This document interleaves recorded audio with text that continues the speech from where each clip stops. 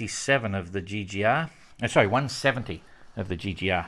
And 22nd of February, and it's good to be back, and there's been quite a bit going on during the night. Goog reported in that all's okay so far with the storm. He's right in the thick of it at the moment. He's in the most intense part this morning, which will last for a few hours, and then slowly it'll start to back off.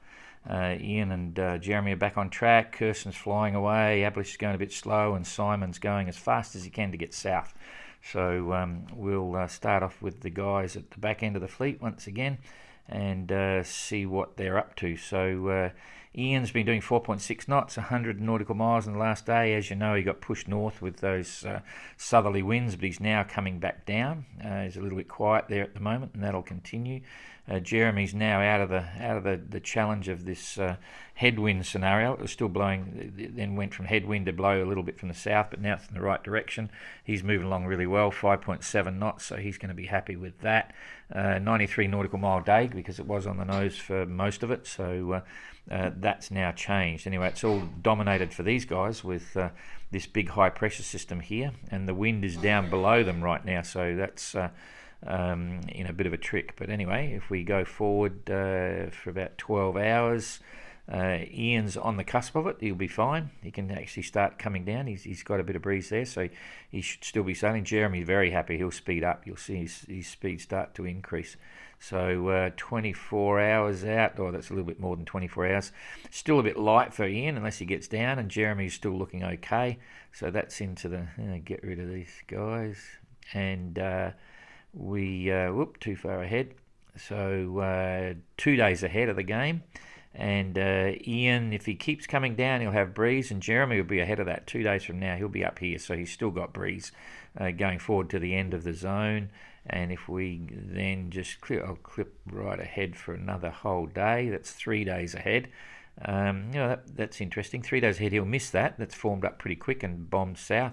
So he'll still have following breeze. And Ian may hook up with some of this, but it's all from the right direction. It's not going to be a problem. It's just a solid southwesterly, 30 knots, gusting 35, a little bit more. I'd say they'll swap their positions by then. Jeremy will be over here. So all looking okay for those guys. So moving right across now, we can pretty much overview everyone from there. I think everyone's got a reasonable view. You can see Kirsten up here flying away. Ablish has been going not too fast because there's not been a lot of breeze for him. And as I said, we've given Simon some routing information on what he should do to get around Cape Horn as quick as he can now. And you can see there, we'll blow this up, you can see the remnants of what Goog is going through right now. I was happy to get his message about midnight last night, local time here, to see that he's doing okay. This was the intense bit. This was sort of 50s, maybe gusting up as high as 60, constant 40s, 7-8 metre seas. He's got, you probably read the post, he's got his warps, trailing warps with a big lump of chain on the back. The addition of chain actually does a lot, by comparison to more rope. Get 100 metres out versus 50. Drop some chain on it, it pulls everything down with it. It pulls the rope, the warp on an angle, so it's very effective, and it's relatively easy to get in and out. It's not like a full-on drogue. Series drogues, for instance, are very good, but boy, putting them in and out, or pulling them out rather, can take a long time.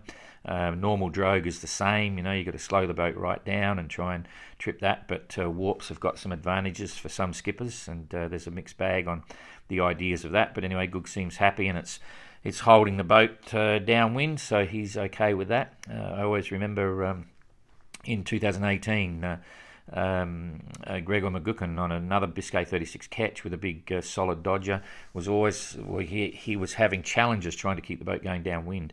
But Goog's taken his mizzen, strapped it on the boom, taken the boom off and put it down low, and even the main boom. He's strapped everything, his mainsail on the boom, and he's lowered it down as far as he can onto the deck to get the windage off it, so that the only thing it's pulling is a storm jib up the front, and he seems to be quite happy. So it's coping pretty well.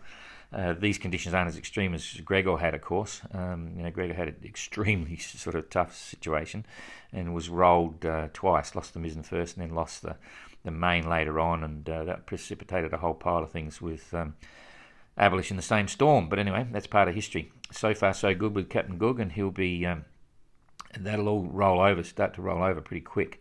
You can see how quick it moves away. I mean, it's disappeared within 7-8 hours, and he's just down with a solid westerly flow, and that will roll through for him if we follow this through in 24 hours. It's all there we go. It's all moving away from him. So his distance from Cape Horn right now is about 380, I think.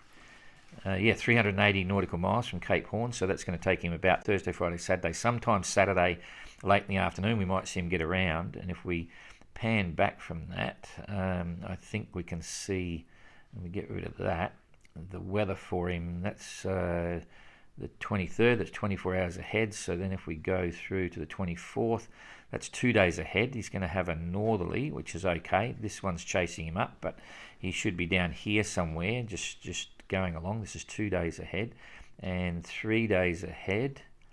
That's 3 days ahead again. He's got a westerly and down here, so no big storms for him. He should be, pretty confidently, managing to get around there. He's still got plenty of work to do, but no big dramas if we're lucky. Just push that forward a bit. Yeah. Okay, so Goog may be on a happy run towards Cape Horn. So pull that back to today's situation, and what we suggested to Simon was for him to, we gave him weather forecast because he was starting to interact with this blow going south, but we've told him, we said, okay, he's racing now. He's got to get south as fast as he can, which he's currently trying to do. He's doing 6.9 knots and really going for it. He won't catch up to this extreme weather, and then what you'll see with Simon, if we toggle this through, you'll see as he goes south, first of all, it's dropping off, right? And he needs to be below 53 degrees south in the next couple of days. So he's got good weather there to keep going south. He'll still be in that breeze. So there's the 23rd, and he should be offshore a little bit on that one. Where are we? He'll be further south by then. So there's 23rd. He'll be down here. He'll just be just under that. Okay, that's the plan anyway. And then the 24th. So he missed that one. He's got to be down here, and he should just scoot under that. There's the 25th. So the game plan is, so that's the 24th. Hang on, 22nd now. So there's 2 days. There's a bit over 2 days. So I'll put it back to 2 days from now.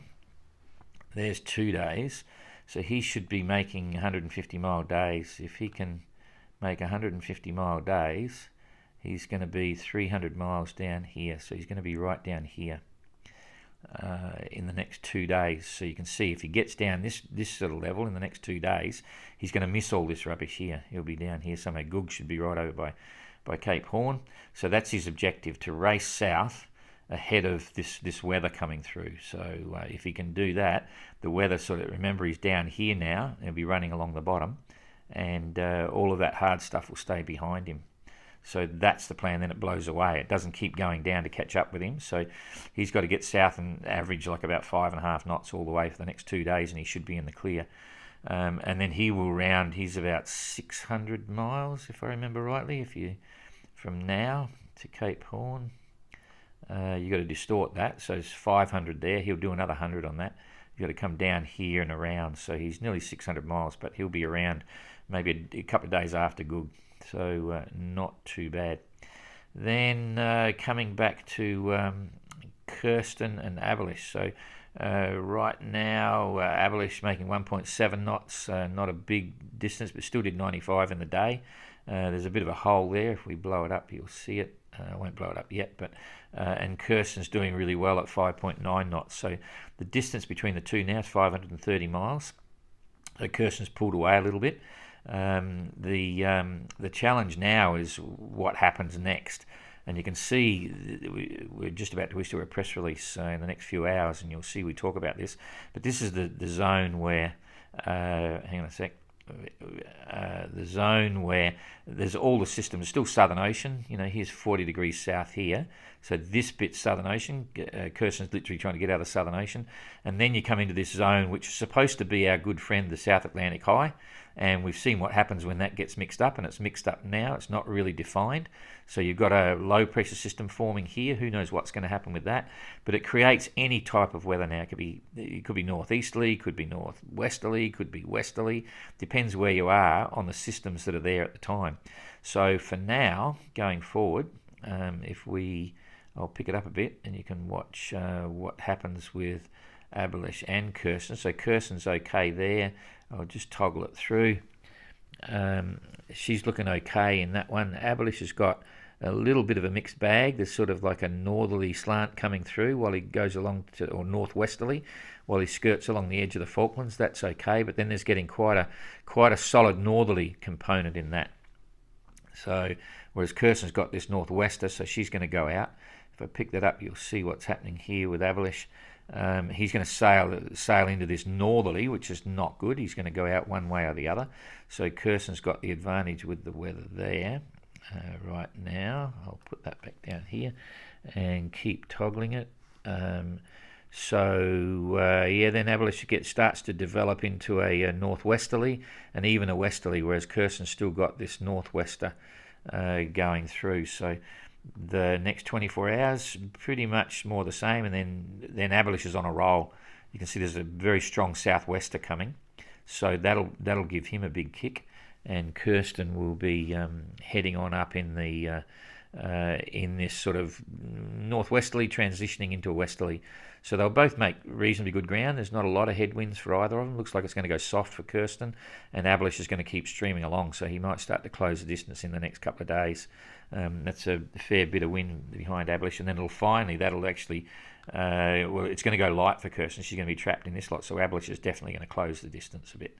But that's probably far enough forward. It's only a couple of days, but you can see it's very, very sort of confused now. And when you get through this lot, you're supposed to get up into the trades here, but they're not really established at the moment. They're pretty weak, and then you can see Jean-Luc in 2018 was pressed to the coast because the winds, I forget what he had then, but it was actually forward of the beam a bit.